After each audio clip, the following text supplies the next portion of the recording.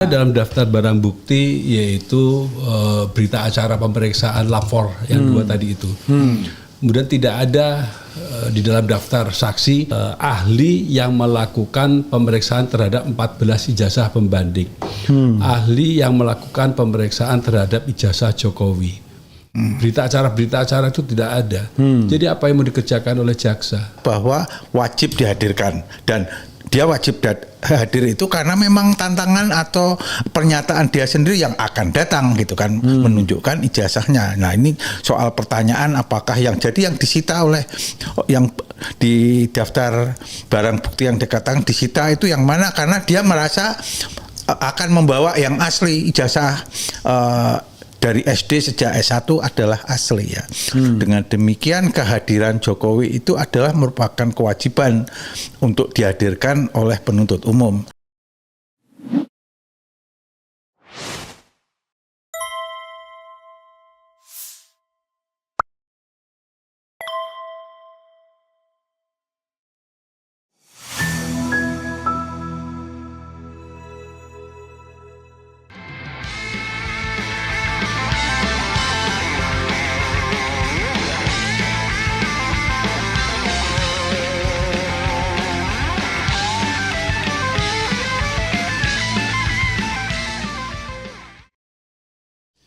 Assalamualaikum warahmatullahi wabarakatuh. Sobat RH sekalian, masih gebrak meja.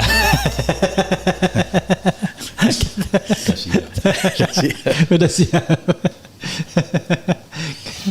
Ya, sahabat RH sekalian, kita masih dengan dua tamu spesial saya, Lutfi Hakim dan Wirawan Adnan. Ya, keduanya adalah ujung tombak, sayap kanan dan sayap kiri TPDT. Tim enggak, sebenarnya bukan begitu. Bukan sayap kanan sayap kiri, tapi double striker. Jadi tim Dr. Tifa itu menggunakan formasi berlian. Jadi ada penyerang lubangnya Al-Katiri ya, sekaligus playmaker ya. Jadi playmaker yang ke depan, kemudian ujung tombaknya dua. Jadi double striker, Lutfi Hakim dan Wirawan Adnan. Nah, yang lainnya itu pemain tengah gitu, dan kemudian pemain bertahan plus kiper. Nah, cuma yang saya tidak tahu kipernya siapa. Kalau dilihat yang kemarin-kemarin, Jelas bukan dokter. Bukan Dokter Tifa. Dokter Tifa itu coachnya. Ya, saya ingin mengulangi, Mas Lutfi ya, sedikit saja dari perbincangan kita tadi ya. Ini what happened with this? Ada anunya. Oh, tertutup ini ya. Sorry, maaf Mas Wea, agak digeser sedikit atau ditutup karena dia menghalangi ini. Nah, okay. Menghalangi kamera di situ. Gitu. Nah, jadi pertanyaannya adalah kalau misalnya ya hakim itu memaksa untuk melanjutkan sidang ini, apa yang terjadi? Yang bakal terjadi? Yang akan terjadi, jaksa tidak bisa dalam konteks dia burden of proof ada di pundak dia melakukan pekerjaan itu. Karena apa? Tadi perlu saya sebutkan, tidak ada di dalam daftar barang bukti. Agak deketin Mas ininya. Tidak ada dalam daftar barang bukti yaitu berita acara pemeriksaan lapor yang dua tadi itu. Kemudian tidak ada di dalam daftar saksi ahli yang melakukan pemeriksaan terhadap 14 ijazah pembanding. Ahli yang melakukan pemeriksaan terhadap ijazah Jokowi. Berita acara itu tidak ada. Jadi apa yang mau dikerjakan oleh jaksa untuk menyatakan bahwa telah terjadi pencemaran nama baik, apalagi untuk menggunakan pasal 35 ITE. Apa bahannya? Oke, misalnya ya, katakanlah bahan untuk fitnah itu nggak ada, bahan untuk 32 ayat 1 ITE nggak ada, 35 nggak ada, kan itu memerlukan katakanlah data itu harus data Pak Jokowi kan, baik itu data digital maupun data analog gitu, atau dokumen analog. Tapi bagaimana dengan pencemaran nama baik? Misalnya pernyataan-pernyataan dari Dr. Tifa yang bilang yang sudah dibacakan di dalam dakwaan lah. Kira-kira ada kata-kata mukidi gitu-gitu. Walaupun saya pernah juga bikin lagu gitu. Dasar mukidi gitu ya. Tapi lagu. Tapi itu bagaimana? Kan itu tidak perlu pembuktian lebih jauh untuk adanya dokumen ijazah itu palsu atau asli. Kita harus tahu dulu yang dimaksud atau unsur. Ya. Unsur-unsur dari pencemaran nama baik. Ya, jadi kalau orang kemudian menjuluki mukidi atau termul, atau ya sebangsa-bangsa begitulah, itu bukan wilayahnya ke pencemaran nama baik. Itu kalau dulu ya masih ada pasalnya perbuatan tidak menyenangkan. Bukan begitu unsur deliknya gitulah ya. Kalau unsur delik dari pencemaran nama baik itu yaitu seseorang tahu bahwa si A itu faktanya adalah A. Kemudian dia yang fakta A ini fakta yang tidak menyenangkan tuh disampaikan kepada orang lain. Terus disampaikan. Faktanya benar. Dia mengatakan yang benar, tapi itu sesuatu yang aib lah katakanlah begitu. Nah, terus pencemaran nama baik. Kalau misalnya ya yang dikatakan itu ternyata tidak benar, masa masuk ke fitnah. Jadi kalau mau mengatakan dia pencemaran nama baik, itu dia tahu bahwa ijazahnya Jokowi palsu, terus Jokowi itu tentunya malu kalau diomong-omongkan ijazahnya palsu, tapi dia umumkan kemana-mana ijazahnya palsu, itu pencemaran nama baik. Tapi kalau saja ijazahnya itu asli, kemudian dikatakan oleh dia adalah palsu, kenyataannya adalah asli, maka itu adalah fitnah. Nah, mau yang fitnah atau mau yang pencemaran nama baik harus dibuktikan dulu barangnya ini. Faktanya itu apa sebetulnya? Kalau misalnya mau pencemaran nama baik, maka Jokowi harus membuktikan bahwa dia ijazahnya palsu. Which is nggak mungkin akan dia lakukan itu. Kalau Jokowi nggak mau dikatakan difitnah, gitu kan, dia harus membuktikan ijazahnya asli. Yang mana skenarionya? Tapi kalau misalnya ada asumsi bahwa tidak perlu dibuktikan ijazahnya, tetapi kata dari pencemaran nama baik itu kan bisa dikalkulasikan atau diklasifikasikan. Saya nggak sependapat. Nggak sependapat ya. Nggak bisa itu seperti itu. Kalau ya logikanya bahkan polisi pun menyadari harusnya memang ada pembanding kebenarannya seperti apa. Karena itulah dia kemudian mengatakan ada hasil lab 4 atau lab krim gitu kan, which is not gitu, karena ternyata di dalam daftar barang bukti tadi itu tidak ada. Kita di-prank lah gampangannya oleh kepolisian. Kalau saya tapi begini, kalau saya dulu. Tadi Kan menjawab pertanyaan yang sama walaupun tadi. teman dari masa kecil sampai tua seperti ini. Dia yang tua. Kalau saya itu kalau tadi pertanyaannya itu saya tangkapnya prediksi yang akan terjadi kan. Saya tangkapnya seperti itu. Kalau yang akan terjadi berarti Jokowi harus dihadirkan di persidangan. Meskipun sekarang menurut KUHP baru pelapor itu atau katakanlah korban itu tidak harus yang pertama dihadirkan. Dia bisa kapan saja sepanjang pemeriksaan saksi atau sepanjang proses pembuktian itu dia bisa kapan saja. Hanya saya memperkirakan itu adalah bahwa wajib dihadirkan dan dia wajib hadir itu karena memang tantangan atau pernyataan dia sendiri yang akan datang gitu kan, menunjukkan ijazahnya. Nah ini soal pertanyaan apakah yang disita oleh yang di daftar barang bukti yang dikatakan disita itu yang mana, karena dia merasa akan membawa yang asli ijazah dari SD sejak S1 adalah asli ya. Dengan demikian kehadiran Jokowi itu adalah merupakan kewajiban untuk dihadirkan oleh penuntut umum. Nah, ini adalah perlu diantisipasi karena kami 27 advokat yang hadir itu akan semua bertanya. Nah, gimana ceritanya kalau semua bertanya, kalau masing-masing 30 menit saja itu akan berapa lama Jokowi akan merasa tidak nyaman berada dan tidak ada lagi lawyer yang boleh mendampingi dia kan ketika kami melakukan pertanyaan atau cross eksaminasi terhadap Joko Widodo. Tentu akan bisa sekarang pertanyaan lah, hakim kan bisa menyetop atau membatasi ya. Nah, itulah saya masuk kepada sekarang di KUHP baru itu diakui adanya sistem adversarial yang diadopsi dari sistem common law. Oke, sistem adversarial itu adalah hakim itu hanya wasit ya. Dia hanya bisa boleh atau tidak boleh menurut hukum acara. Dia tidak boleh lagi mengajukan pertanyaan seperti zaman ketika kita menganut KUHP lama yang inquisitorial Tidak boleh mengajukan pertanyaan yang sifatnya inkriminatif ya. Dia hanya wasit saja. Sehingga pertarungan itu adalah antara penuntut umum dan tim advokat. Beda sama di MK ya. Di MK kita mengajukan ahli, hakim yang tanya, kita diam aja.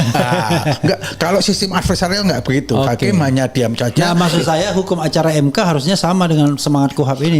Betul. Nah, karena semangat KUHP adalah seperti itu. Dengan demikian adalah nanti kalau sistem adversarial itu harus semua seimbang ya. Enggak ada pembatasan dari hakim. Kamu stop, enggak boleh tanya lebih lanjut. Itu berarti dia membatasi wewenang karena putusan tadi harus didasarkan atas apa yang terjadi di persidangan. Oleh karena itu di awal kami menuntut hal yang sama ya, hal sama, berkas yang sama karena pada sistem adversarial dikenal dengan asas equality of arms ya. Equality of arms itu harus tangannya sama-sama, nggak boleh satu pakai tangan kiri, satu kanan, atau satu hanya boleh satu tangan, yang lain dua tangan. Jadi equality of arm itu maksudnya seperti itu. Dan kemenangan ditentukan oleh siapa yang paling kuat ya. Argumen hukumnya di persidangan, dan hakim tidak boleh ikut campur dalam sistem itu. Hanya boleh ini adalah out of order, ini tidak dibolehkan ya. Ada keberatannya tidak bisa diterima. Bangsa seperti itu. Semuanya adalah didasarkan pada argumen. Dengan demikian saya mengantisipasi bahwa itu pasti akan mereka itu akan resist ya terhadap kemungkinan ini yang dalam bahasa mereka bisa dibully gitulah, kekhawatirannya bisa dibully di persidangan dan nothing yang mereka bisa lakukan. Misalnya ya kita bicara concern waktu. Bagaimanapun persidangan itu kan harus dilakukan dalam jangka waktu yang masuk akal ya. Walaupun masuk akal pun kadang-kadang kita juga bingung. Di MK itu bisa pernah sidang sampai subuh ya kan, karena mengejar putusan kan. Nah, pertanyaannya adalah apakah tidak ada pembatasan berapa lawyer bisa bertanya, kemudian berapa lama dia bisa bertanya? Kan dalam pra-peradilan yang kami lalui ya, itu hakim bilang 30 menit ya. 30 menit juga di sana. 30 menit juga di sana. Masih pra-peradilan kan? Masih pra-peradilan. Pra-peradilan pertama tidak dikenal di dalam sistem common law ya. Dan juga bukan bagian daripada sistem adversarial ya. Ini sistem adversarial betul-betul adu argumen, adu pemeriksaan terhadap sehingga kalau mereka melakukan pembatasan terhadap tim advokat harus melakukan hal yang sama pada jaksa, pada penuntut umum yang kemungkinan itu akan merugikan yang lawan ya. Sehingga kalau nanti kita dibatasin seperti itu ya berarti dia akan melanggar KUHP ya. Hakim akan melanggar KUHP, kami nggak boleh dibatasi. 27 advokat boleh tanya semua, karena apa gunanya Dr. Tifa merekrut 27 advokat kalau mereka hanya duduk saja di persidangan. Udah dikasih seragam lagi jasnya. Oh ya, kok tahu? Ngintip ya? TPDT. Oh ya, gitu. Jadi gitu. Mungkin Mas Lutfi mau nambahkan sistem ini. Jadi masalahnya ini kan baru ya. Boleh jadi culture itu berpengaruh besar di dalam proses persidangan. Jadi apa yang dikatakan Mas Adnan tadi itu boleh jadi hakim itu juga belum betul-betul menjalankan seperti itu. Kalau udah kebiasaan bertanya terus kemudian dia hanya menyaksikan kiri kanan begitu, mungkin gatel juga nggak dakwaan nggak nanya gitu. Kira-kira seperti itu juga. Itu akan kemungkinan besar terjadi gitu. Jadi kita ya harus siap-siap juga untuk menghadapi kemungkinan yang culture shock gitu ya. Tapi concern saya pembatasan, Mas. Misalnya gini, jaksa sudah merasa puas dengan dakwaan yang dia buat, ya, dengan pendakwaan yang dia lakukan, dan dia tidak berkepentingan untuk mengeksploitasi baik saksi maupun ahli. Yang berkepentingan tentu yang didakwa kan, karena dia harus melepaskan diri dari dakwaan tersebut. Kalau hakimnya bilang, kalau jaksa bilang, oke, kita sama-sama 15 menit, itu bisa nggak begini? Rugi jaksanya. Jaksa nggak bisa seperti tadi itu, dia harus puas dengan surat dakwaan, nggak bisa. Burden of proof itu ada pada jaksa. Siapa yang mendalilkan dia harus membuktikan. Jadi sebetulnya bahkan seharusnya kita diam saja sepanjang jaksa nggak bisa membuktikan, kita bebas kok. Nah, tapi kemungkinan lagi kalau itu betul-betul dihadirkan Jokowi ya, Jokowi dihadirkan di persidangan ya, pertanyaan-pertanyaannya akan detail gitu, akan detail dulu waktu mahasiswa kosnya di mana, ini fotonya di studio mana. Jangan ditanyakan dulu, nanti dia tahu, dia ngepek nanti. Ini akan. Tapi ada orang yang walaupun dikasih kepean tuh nggak bisa jawab. Oh iya, duluan kalau dia memang betul lulus dari UGM ya bisa menjawab dengan mudah gitu. Gitu. Nah, satu lagi tentang sistem adversarial ini, makanya kami itu menuntut ya diberikan berkas yang sama. Kalau sistem adversarial justru hakim itu tidak diberikan berkas gitu. Karena berkas itu kan sudah 99% mengarahkan, mengincriminate terdakwa, sehingga hakim sudah memperoleh yang disebut dengan prejudgment dulu. Dia sudah mempunyai pengetahuan atau notion bahwa terdakwa bersalah. Arahnya sudah diarah, sehingga sebaiknya dalam sistem adversarial mereka itu tidak diberikan berkas. Jadi kosong supaya apapun yang untuk pertama kali mengetahui fakta itu ya di persidangan ini, bukan lebih. Makanya pada sistem yang lalu itu hakim pertanyaannya selalu incriminating gitu ya, memojokkan terdakwa gitu kan, karena dia sudah pre-knowledge gitu, sudah mulai pengetahuan lebih dulu tentang kesalahan terdakwa yang semuanya dibuat oleh penyidik, oleh penuntut umum, diarahkan bahwa terdakwa bersalah, sehingga sudah terbentuk pemikiran hakim itu untuk mengatakan bersalah. Nah, sistem adversarial nggak begitu. Mereka tidak diberikan informasi apapun kecuali yang disaksikan di ruang sidang itu gitu. Tapi kalau dia tidak dikasih, sistem adversarialnya itu memang setengah hati. Seperti tadi di pasal 75 ayat 6 itu kan jelas menyebutkan diserahkan kepada pengadilan gitu kan. Itu memang setengah hati, satu sisi mengakui sistem adversarial, tapi sisi lain masih culture untuk hakim memimpin dengan sepenuh kuasa itu masih ada juga gitulah. Ini yang memang kita kan jagonya setengah hati itu. Tapi ada hal ya yang sudah melakukan perubahan kultur. Mereka tidak lagi menyebut kita penasihat hukum.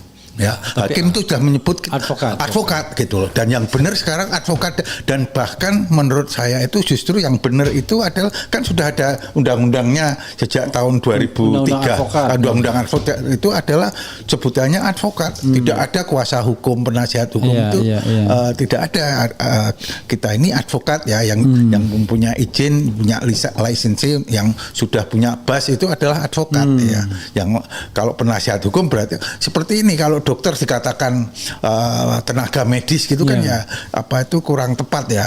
Dokter tenaga medis bisa sama aja, penasihat hukum juga bisa siapa aja kan. Nah, yang tepat itu advokat gitu loh. Dan kultur itu sudah dimulai ya, meskipun jaksa belum ya, masih merujuk kami dengan kata penasihat hukum ya, gitu. Kalau jadi tadi ada dokter tenaga medis sekedar untuk membedakan dengan tenaga kesehatan yang lain.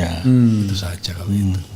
Oke, ya saya bisa paham beliau ini karena banyak bergaul dengan dokter soalnya. Ya itu perbedaannya juga nyata. Kalau burden ini of lawyer, proof-nya boleh dikasihkan ke dia. gitu. Ya, coba kita sedikit telusuri apa yang ditanyakan oleh sobat RH sekalian ini. Walaupun ada yang seperti biasalah jawab jinawab yang nggak karu-karuan kan. Coba lagi ya.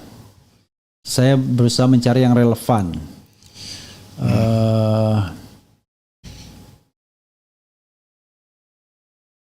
lapor polisi, walah tambah jelas negara ini polisinya ikut NKRI apa ikut negara, nggak jelas. Begini ya. Sekuat apapun pengacara Bu Tifa, kalau hakim nggak berani adil, ujung-ujungnya sama kayak Gus Nur dan Bambang Tri. Ini perlu dijawab nih, serius nih. Karena Gus Nur dan Bambang Tri itu didakwa, dituntut 10 tahun maksimal dengan Undang-Undang 1 1946 pasal 14 ayat 1, yaitu menyebarkan berita bohong. Ancaman hukumannya maksimal 10 tahun. Divonis 2/3-nya 6 tahun. Di tingkat banding menjadi 4 tahun, tapi dakwaannya yang terbukti berbeda. Kalau di tingkat pertama berita bohong, di tingkat banding itu ujaran kebencian, Undang-Undang ITE. Jadi mungkin dakwaan primernya, dakwaan subsidiarnya atau dakwaan keduanya saya nggak tahu, nggak persis ya. Tapi intinya begitu. Dan dalam proses pembuktian sama sekali tidak muncul ijazah Jokowi yang diklaim sebagai asli analog itu Bambang Tri. Oke, kita cari lagi yang relevan. Saya komentari dulu ya. Oke, silakan. Beda lah antara persidangan di sana dengan persidangan termasuk yang CL di Solo dengan yang ini itu magnitude-nya berbeda. Oke. Ini gede banget. Dan public attention-nya juga berbeda kan. Dan durasi dari attention ini juga melewati 1 tahun. Kasus-kasus KM 50 itu aja tidak lama. Kasusnya siapa itu yang polisi dituduh membunuh itu Sambo juga nggak lama itu. Ini beredarnya lama sehingga berbeda, sehingga intinya karena ijazah aslinya nggak ada. Makanya lama. Artinya public is watching gitulah, kira-kira gitu. Kalau di sana enggak, jadi tapi kopi bisa nambah. Public is watching, kopi is nambah boleh. Ya gitu maksud saya gitu. Jadi berbeda. Kalau Mas Lutfi mengatakan apa itu magnitude dia berbeda, itu juga public attention-nya juga berbeda. Dan lamanya menjadi public attention juga berbeda. Ini lebih 1 tahun masih trending topik terus gitu kan. Sehingga menurut saya hakim sekarang ini juga diawasi lebih banyak orang ya, lebih banyak orang dan diperhatikan oleh banyak orang dan akan menentukan juga karirnya ini ya, apa bagi hakim ini adalah the moment of truth itu di sini gitu kan gitu. Luar biasa ya. Ini bisa lagunya Scorpion itu. Follow the Moskwa, don't to Gorky Park. Anak muda banget. Beda generasi kita. Beda generasi. Lagu apa namanya? Wind of Change ya. Wind of Change. Oke, kita cari lagi ya. Yang aneh, udah ada sidang pencemaran nama baik, sementara belum pernah ada sidang pembuktian ijazahnya. Sidangnya sudah ada, tapi ujung-ujungnya NO juga ya. Nanti bisa masuk WA jelaskan lebih lanjut. Perkara pencemaran nama baik ini kenapa bisa naik lebih dulu? Oke. Bentar.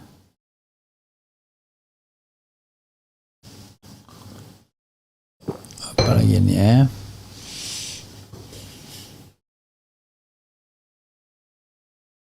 Nah ini Refli Harun, tanggapan tentang pernyataan pers Taka yang meminta kasus Roy Tifa wajib diadili ke pokok perkara sampai vonis dan kasasi, dan menyatakan bahwa upaya untuk menyetop kasus adalah pengkhianatan.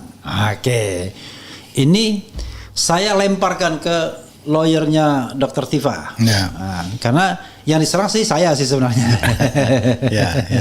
Tapi tadi saya katakan kan ada aspirasi, saya nggak bisa mengatakan publik, tapi aspirasi lawyer yang pengen pokoknya ini harus sampai kasasi, ya kan, sampai ancur-ancuran kita, sampai Jokowi lemah lunglai dan lain sebagainya. Tapi apakah iya based on hukum acara yang ada ya? Saya bacakan lagi atau mau dijawab dulu? Dijawab dulu supaya nggak lupa. Sekarang mengenai tadi yang pertama apa? Yang pertama saya tadi sudah punya bayangan jawaban, tapi karena disela oleh pertanyaan yang kedua. Bentar. Apalagi ada? Oh ini perkara pencemaran nama baik kok naik dulu. Kemudian yang aneh udah ada sidang pencemaran nama baik sementara belum pernah sidang pembuktian ijazahnya. Itu yang pertama tadi. Yang pertama, nah sekarang menurut saya tidak aneh ya. tidak aneh karena semua adalah mendukung Jokowi, termasuk yang kelihatannya obvious gitu, yang kelihatannya nyata kasat mata itu adalah pihak polisi yang diskriminatif dalam menegakkan hukum ya. Itu yang tidak aneh atau memang aneh? Hah? Apa? Tidak aneh atau saya memang mengatakan tidak aneh. Okay. Kalau orang didukung oleh penegak hukum ya tidak aneh hasilnya seperti ini gitu loh. Itu yang ingin saya katakan. Jadi tidak aneh menurut saya. Itu ya wajar kalau mereka didukung oleh penegak hukum gitu loh. Malah aneh kalau kami dilancarkan penegakannya gitu. Nah, itu jadi menurut saya tidak aneh karena penegak hukum melakukannya secara diskriminatif. Yang satu laporan dihentikan, yang satu laporan diajukan. Itu kan fenomena tentang diskriminasi dalam penegakan hukum itu. Nah, yang kedua tadi apa pertanyaan yang kedua? Yang kedua tadi terkait dengan saya scroll ke bawah lagi ya, karena mulai tua semua kita. Oh, tadi pernyataan Taka. Ya, jadi Refli Harun, tanggapan tentang pernyataan pers Taka yang meminta kasus Roy Tiva wajib diadili ke pokok perkara sampai vonis dan kasasi, dan menyatakan bahwa upaya untuk menyetop kasus adalah pengkhianatan. Gitu ya. Saya kaitkan dengan tadi nota perlawanan yang diterima. Nanti kalau diterima itu pengkhianatan ya kan, dalam perspektif yang orang yang bikin ini. Gitu. Saya tidak tahu mengapa kok seperti itu ya. Karena kalau kita sekarang pokok perkara maju itu ibaratnya kita flip a coin gitu loh. Antara mana pilihannya. Jadi kemungkinan dihukum menjadi 50% kan ya kalau kita tuh masuk ke persidangan gitu ya. Hanya saya bisa mengerti kalau kenapa pengennya masuk ke persidangan. Saya bisa memahami itu karena kepengen melakukan cross eksaminasi terhadap Jokowi yang harus dihadirkan. Jadi keinginan itulah yang ingin dilakukan oleh tim seperti timnya Taka gitu ya. Itulah yang mereka bayangkan. Nah, selain daripada itu kalau saya itu memang bisa memahami kalau tim hukumnya Mas Roy. Enggak usah sebut nama. Yang pokoknya ini pendapat aja. Ya, oke.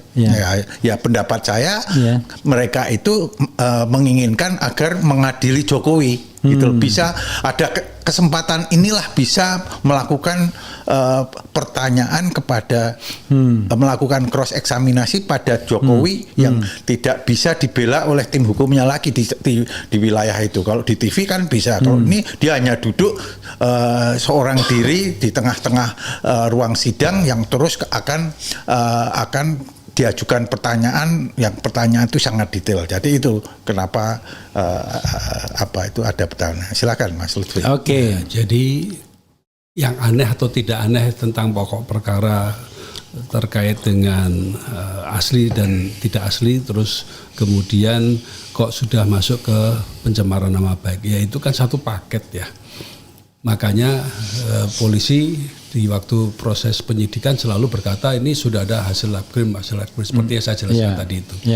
Sehingga kalau sekarang dibawa ke pengadilan ternyata tidak satu paket, mereka tidak mengajukan pembuktian apapun terkait keaslian atau otentitas dari ijazah Jokowi, ya memang jadi kegagalan dari pihak penyidik dan penuntut umum.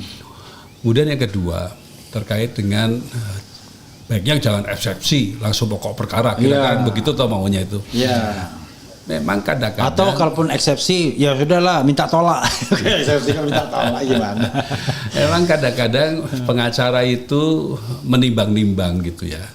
Mau langsung pokok perkara atau eksepsi dulu. Kalau zaman dulu istilahnya kan kalau eksepsi. Sekarang bahkan lebih pra-peradilan pun dianggap jangan pra-peradilan langsung pokok perkara gitu kan gitu. Ya itu kan ada pertimbangan-pertimbangan hukumnya lah gitu ya.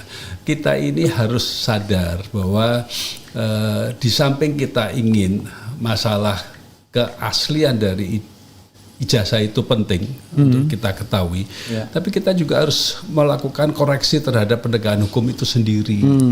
Ini yang jangan kemudian kita itu lantas lalai dengan koreksi terhadap proses penegakan hukum. Kalau itu kita lalai mengkoreksi, maka model-model serupa ini akan terus berlangsung pada orang lain. Yang dirugikan siapa? Masyarakat. Jokowi dirugikan enggak? Iya. Gitu loh. Iya, jadi menarik tuh poin koreksi terhadap penegakan hukum. Nah, itulah yang sebab ya itu yang kami lakukan sesungguhnya. Yang kita lakukan ketika kita di Troy kan, di Troya. Kita berusaha at any stage kita melakukan koreksi penegakan hukum. Lampaunya P21 kita permasalahkan, kemudian dakwaan yang nggak jelas kita permasalahkan sebelum kasus itu dinyatakan lengkap penyidikannya dan kemudian dilimpahkan kan. Perkara kemudian akhirnya tetap dilimpahkan itu soal lain. Tapi kalau pakai perspektif ini orang ya kan, udah nggak usah kita permasalahkan, kita sidang aja. Sidang tapi orang lain yang ditunggangi ya kan, diserahkan leher kepalanya. Silakan potong leher kepala orang ini. Oke, good point ya. Oke. Makanya saya tadi tanya kan, ketika eksepsinya nanti dikabulkan, apakah merasa ada penyesalan atau itu adalah sebuah glory atau victory gitu. Sebuah kemenangan lah itu ya. Sebuah kemenangan ya. Oke. Dan karena itu satu kegagalan yang mutlak pada penyidik. Oke. Dan ini patut kita syukuri, artinya kita berhasil membuktikan bahwa penegakan hukum di kasus ini sudah melenceng dari tujuan awalnya kan gitu. Dan dengan koreksi itu pula, maka seperti tadi saya awal katakan di podcast kita yang pertama itu, seandainya Jokowi itu dia punya yang asli, kemudian ini terhenti karena ada perlawanan, maka dia orang yang paling dirugikan. Dialah yang paling dirugikan. Tapi kalau dia ternyata tidak punya yang asli, kemudian dihentikan, dia orang yang sangat-sangat dirugikan. Karena orang akan semakin membuli dia. Berarti dia selama ini dibelai habis-habisan oleh penyidik dengan rentang waktu yang sekian lama, dengan tekanan yang luar biasa kepada para tersangka untuk mengajukan RJ, kemudian juga dengan ditambah-tambah terus barang bukti yang nggak relevan ya, supaya semakin orang mungkin melupakan, tapi ternyata tidak bisa melupakan. Dan ini terus akan dibully terus dia. Sampai apa ujungnya? Politik 2029 akan menggagalkan apa yang menjadi usaha dia. Oke, jadi lama-lama penyelesaian politik juga ya.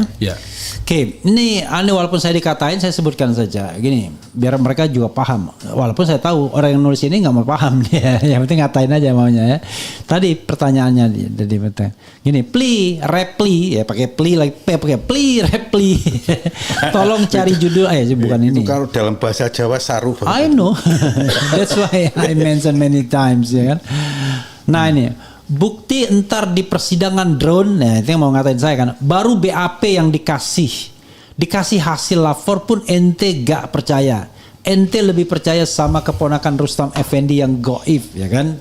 Nah pertanyaan saya adalah tadi sama, mungkin nggak ada kejutan-kejutan yang disajikan jaksa ketika dia mengatakan tidak ada di hasil puslapor di daftar bukti, di daftar alat bukti ya, atau barang bukti atau alat bukti. Nggak bisa. Nggak boleh. Kalau tiba-tiba dia memunculkan itu. Kan udah gak ada forumnya. Oke. Forum itu penting. Gitu loh. Forumnya itu apa? Forumnya itu ketika P21 pelimpahan itu harus lengkap semuanya di situ. Namanya penyidikan lengkap kan? Penyidikan lengkap. Otherwise belum dinyatakan lengkap ya kan? Iya. Kalau masih ada yang disusulkan berarti nggak lengkap. Iya. Terus kalau kemudian di kejaksaan udah dikasihkan sebetulnya lapor itu oleh penyidik kepada jaksa. Jaksa kemudian nggak serahkan seluruhnya. Berarti dia membohongi pengadilan dan membohongi kami. Nggak boleh juga.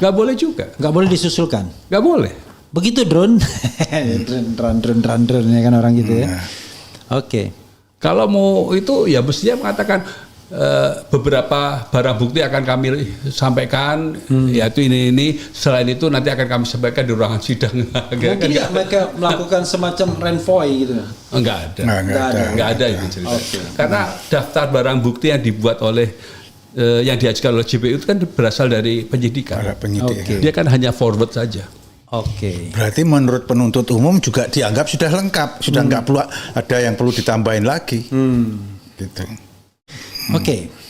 Semoga orangnya masih mendengarkan penjelasan saya. Dan penjelasan saya. Pertanyaan saya adalah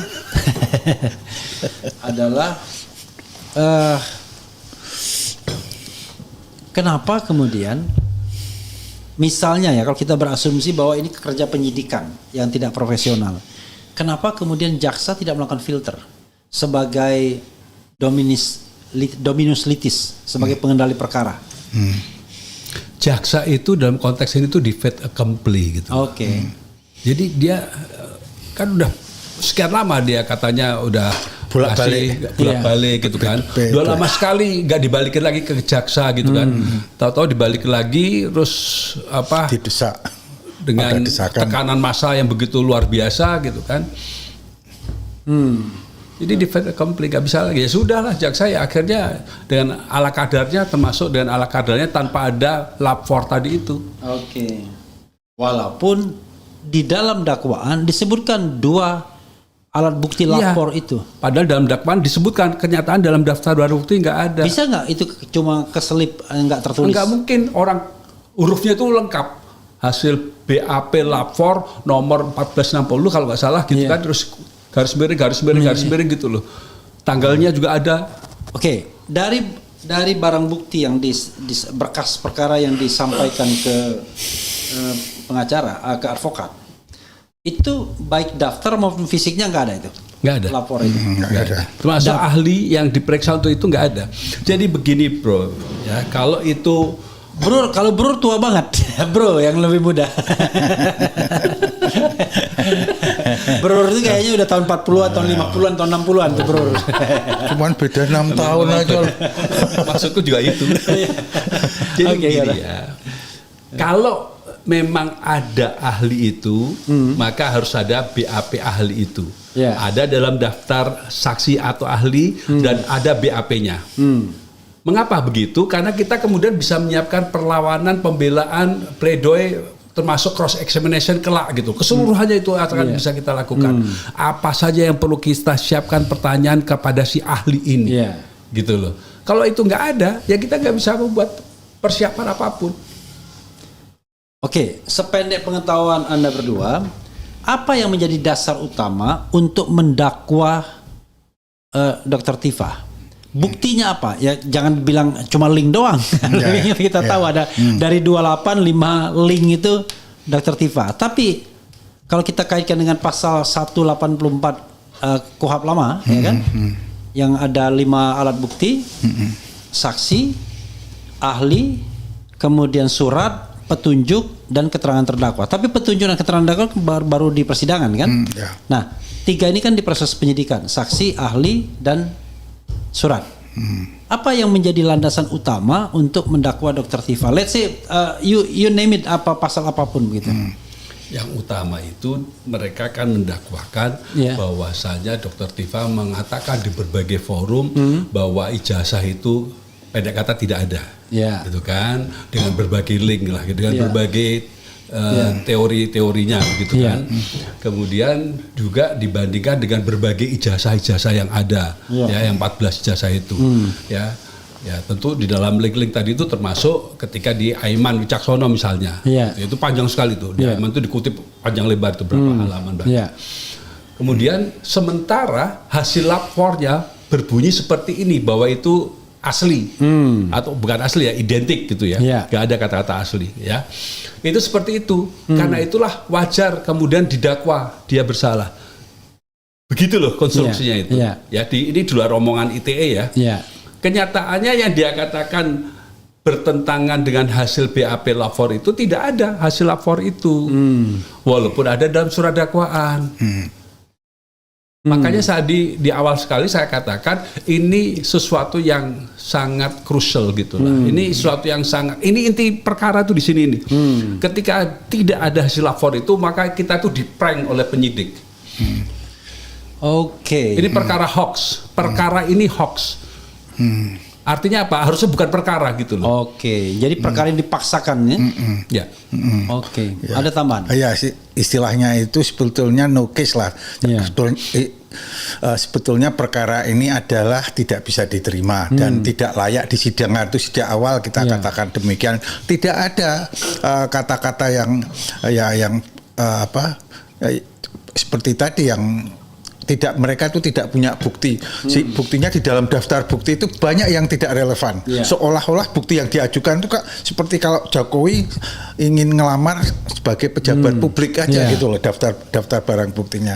Nggak ada yang betul-betul merupakan bukti yang telak gitu, nggak ada. Jadi semuanya adalah circumstantial evidence lah yang ada di dalam daftar bukti itu.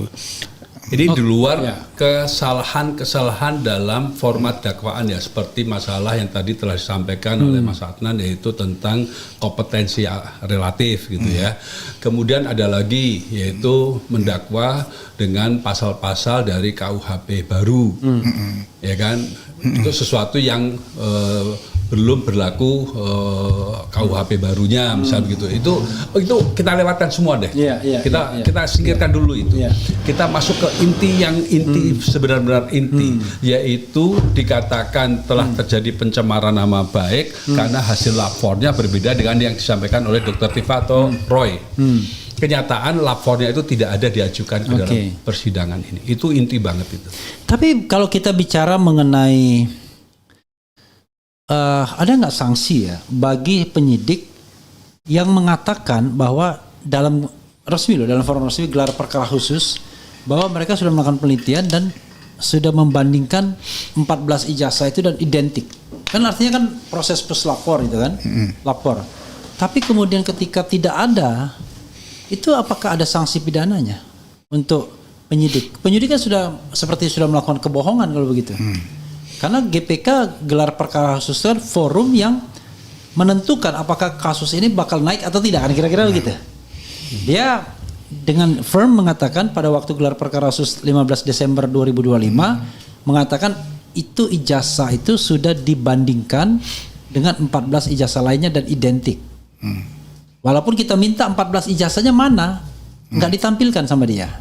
Yang dia tampilkan ijazah Jokowi yang sokol katanya asli. Yang analognya itu bersama ijazah SMA-nya. Yang kita lihat 5 menit atau 7 menit sebelum berakhirnya gelar perkara khusus pada pukul 11 malam. Nah, artinya kan kita dibohongi, tapi lebih dari itu adalah dasar untuk penersangkaan itu makin tidak ada. Tapi kasus kemudian dipaksakan untuk ada. Apakah ini tindakan yang bisa dituntut balik begitu atau dipidanakan, dilaporkan balik? Kalau KUHP baru itu memberikan kemungkinan untuk mengajukan gugatan perdata ya. Yang kedua juga sebetulnya apapun yang dikatakan polisi itu ya atau penyidik dalam hal ini adalah sebetulnya konflik of interest karena mereka ini sekarang pihak yang sedang digugat CLS ya. Berarti kan pihak mengatakan dirinya benar itu kan berarti CLS Solo ya. CLS Solo, CLS mana saja, CLS yang di PN Selatan juga pihak kan, mereka ini pihak. Jadi pihak mengatakan dirinya lebih benar ya berarti ya nggak bisa diberikan legitimasi ya, tidak sah lah gitu karena ada konflik of interest di dalamnya gitu loh. Gitu. Oke. Saya lihat Mas Lutfi sudah mulai redup matanya dan sudah melihat jam tangan. Iya benar. Penglihatan Anda tajam sekali. Dan saya masih ada acara lagi malam ini. Karena itu saya membiarkan Anda berdua untuk melakukan closing statement. Silakan, mau siapa duluan? Saya dulu deh ya. Ada dua hal yang sebagai closing statementnya.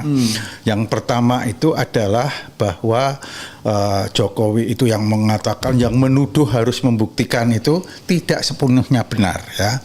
Yang menuduh yang membuktikan itu ya lihat baca pasal 1865 BW atau Kitab Undang-Undang Hukum Perdata. Memang burden of proof itu ada pada yang menuduh ya. Tapi kalau dia deny, mengelak, membantah, dia juga harus membuktikan. Gitu kan. Misalnya Mas Refli ini menuduh saya masih punya hutang. Ya, kepada Anda. Saudara punya hutang, ini WA-nya gitu kan. Anda hutang pada saya 100.000 misalnya. Ini WA-nya. Loh, saya sudah bayar Mas. Lah saya wajib membuktikan. Nah, itu ada di pasal 18.5 BW. Nah, statement saya yang kedua ya tadi mengenai bukti yang tidak dimaksudkan yang seharusnya membuktikan atau ada bukti yang itu namanya withholding evidence, tidak memasukkan evidence atau hal yang merupakan tempering of evidence, itu menurut saya adalah itu obstruction of justice dan sekaligus juga merupakan contempt of court gitu. Jadi ada dua statement saya yang merupakan closing dari diskusi kita pada sore hari ini. Silahkan. Oke, jadi burden of proof itu tidak hanya di Dr. Tifa dan Mas Roy, tapi juga di Jokowi secara vice versa. Yang dia mengelak, yang mengelak berarti wajib membuktikan, itu ada asasnya. Gitu Oke, kan, ya. Silakan. Waktu kita hadir berdua di sini yang pertama kali. Kapan Anda merasa hadir? Jangan menggunakan perasaan, Mas. Malah nggak ingat. Loh, kalau Anda mengatakan TPDT, Anda nggak pernah hadir. Tapi kalau Anda mengatakan Troya, waktu Troya boleh hadir. Diklarifikasi dulu. Penting banget ya. TPDT atau Troya? Pengacaranya waktu itu saya katakan saya nggak percaya perkara ini akan sampai ke pengadilan. Ya. Jadi ketika sampai pengadilan beneran saya itu terheran-heran gitu. Kok bisa ya ke pengadilan gitu loh. Kok berani gitu loh ke pengadilan itu. Yeah. Tapi setelah sampai pengadilan kemudian kita dapat berkas lengkap dan tahu ternyata memang hasil lapor itu tidak ada, itu kita hanya diprank oleh penyidik saja. Saya jadi kembali lagi, loh bener kan? Berarti memang harusnya nggak ke pengadilan ini. Udah bener omongan kita dari awal itu. Ya, ini perkara yang dipengadilankan secara paksa begitulah. Yang kita katakan sebagai kriminalisasi yang harus kita koreksi agar tidak terulang kembali pada orang lain. Kemudian yang kedua, apa iya sih mungkin ada rekayasa serupa itu di penyidikan? Oh, mungkin banget. Saya kenyanglah dengan hal-hal serupa itu. Yeah. Kami berdua ini pernah dulu itu dalam kasus Citibank ya. Yeah. Waktu itu dikatakan bahwa si nasabah itu di istilahnya ada kekerasan fisik lah dari debt collector, sampai ada gorden yang kena cipratan darah dari keran itu. Padahal nih nasabah ini stroke. Ya, terkena cause of death-nya itu stroke karena mati batang otak lah, MBO. Oke. Ya, dan gorden itu yang dikatakan telah kena percikan darah, ternyata itu bukan percikan darah setelah hasil lapornya. Ya, hasil lapornya mengatakan itu bukan percikan darah, dan gilanya lagi dia dijadikan tersangka gara-gara gorden itu salah satunya. Gorden itu tidak dijadikan barang bukti di pengadilan. Oke. Sama kan? Iya. Ini juga nggak dijadikan barang bukti kan? Hanya saja waktu itu tidak ada di dalam surat dakwaan bahwa dengan bukti gorden yang tapi tidak dilampirkan. Kalau ini lapornya tetap disebutkan di dalam surat dakwaan. Tapi zong. Nah, itu namanya withholding evidence, itu seperti itu. Oke. Gitu loh. Sudah. Ya, saudara sekalian, menarik sekali perbincangan kita karena ini membedah dakwaan dan juga nota perlawanan dari tim Dr. Tifa. Nanti pada saatnya kita akan membedah apa yang dibuat oleh tim Roy Suryo. Tetapi sesungguhnya tim Roy Suryo masih sibuk dengan pra peradilan karena sekarang menguji pasal 32 ayat 1. Nanti konon katanya akan ajukan rehabilitasi sesuai dengan permintaan hakim, berkas tersendiri. Nanti pasal 35, biar nanti pada pokok perkara tidak ada lagi pasal yang bisa didakwakan. Jadi kita bahu-membahu untuk membebaskan dua klien kita ya. Jadi client first, soal konsekuensi pembuktian ijazah dan lain sebagainya itu adalah soal yang bisa berjalan kadang-kadang tidak linear juga kan. Bisa jadi hukumnya CLS mendapatkan sebuah jawaban atau kemudian laporan dari tim pemburu ijazah dan lain sebagainya. Tapi kewajiban lawyer pada kasus Mas Roy dan Dr. Tifa ini adalah bagaimana membela client first gitu ya. Begitu Mas. Ya. Jadi jangan Saya tidak identik persis seperti itu bahwa tidak. itu harus kita prioritaskan. Ya. Tapi dalam hal ini kita bukan hanya melindungi seorang klien, Ya. kita melindungi masyarakat Indonesia dari kriminalisasi. Oh, luar biasa. Jadi lebih besar. Tapi klien sebagai an entry point kan? Ya. Entry pointnya klien dan kemudian kita bicara tentang hal yang lebih besar. Ya, Yang jadi lebih kita besar harapkan itu bagi ada kami. general deterrent effect pada penyidik, pada penuntut umum. Oke. Jadi setuju kalau penyidik yang terbukti Melakukan proses prank tadi. ya proses penahanan sebelumnya, penangkapan sebelumnya, penggeledahan itu dinyatakan tidak sah, itu dilaporkan ke Propam. Iya, itu abuse of process toh itu. Abuse of process itu. Oke. Ya, saudara sekalian, kalau kita lanjutkan terus bisa sampai maghrib dan kita belum sholat asar. Wassalamualaikum warahmatullahi wabarakatuh. Keren. Waalaikumsalam warahmatullahi wabarakatuh. Iya. Nggak gebrak beja lagi.